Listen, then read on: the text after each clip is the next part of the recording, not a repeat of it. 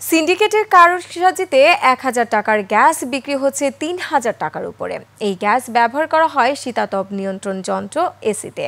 সিন্ডিকেটের কারণে অসহায় খাত সংশ্লিষ্টরা। অস্বাভাবিক দামের কারণে গ্যাসে ভেজাল দিচ্ছে অসাধু চক্র, যার কারণে বাড়ছে দুর্ঘটনা। এসির গ্যাস সিন্ডিকেট নিয়ে আলী আহমেদের অনুসন্ধানী প্রতিবেদন। সুপার ফ্রেশ ফর্টিফাইড সয়াবিন তেল, শুরু হোক হেলদি লাইফের জার্নি।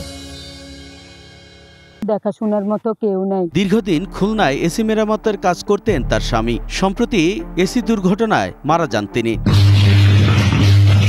এসি বাস্টই আমার মেয়ে জামাইগা মারা যাই গেছে। আমার শ্বশুর বাড়ির লোক এরকম আর্থিক অবস্থা নাই যে আমারে দেখবে। প্রতিনিয়তই এসি বিস্ফোরণে হতাহতের খবর আসে গণমাধ্যমে। 5 বছরে 2 শতাধিক দুর্ঘটনা ঘটলেও সঠিক তথ্য নেই কোথাও।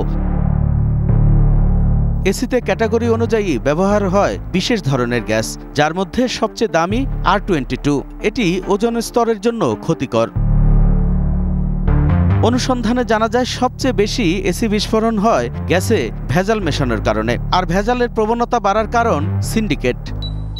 কম দামে বিক্রি করার জন্য গ্যাসের ভিতরে মিক্সচার করতেছে। দরকার হলো 22, আপনি ওখানে 407 ইউজ করতেছেন। এসি ব্লাস্ট হইতেছে এই জন্যই। চীন থেকে আমদানি করা গ্যাস বাজার পর্যন্ত এনে ১,০০০ টাকা কেজি বিক্রি করা যৌক্তিক হলেও তা বিক্রি হচ্ছে ৩,০০০ টাকার বেশি। 13.6 কেজির সিলিন্ডার বিক্রি হচ্ছে ৩৫,০০০ টাকার বেশি। গ্যাসের অস্বাভাবিক দামের কারণে বেড়েছে মেরামত ব্যয়। এদের একটা অ্যাভারেজ সব ব্লেন্স ঠিক করতে গিয়া আমাদের কম্প্রেসার দাম কম বলে, তা আমরা এই কারণে বিপাকে পড়ে যাচ্ছি। গ্যাসের দাম যাইতেছে ৫,০০০ টাকা গ্যাস লাগাইতে, মিস্ত্রির মজুরি, আবার কম্প্রেসার, এর মেশিনটা 15,০০০ পড়ে যায়।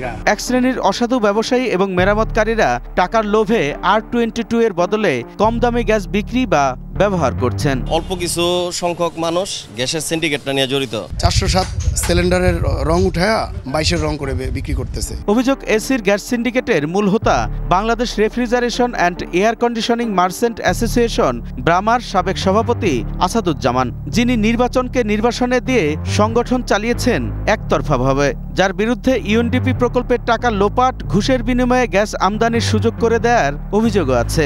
আসাদ সাহেবকে টাকা প্রদান করি, তখন সেদিন দিয়েছিলাম 3 লাখ, পরবর্তীতে আরও 2 লাখ, মোট 5 লক্ষ টাকা। কিন্তু তারপর আমরা আর কখনো এই গ্যাসটা আর পাইনি। 5 আগস্ট ফ্যাসিবাদী হাসিনার পতন হলেও বহাল তবিয়তে ছিলেন আসাদুজ্জামান।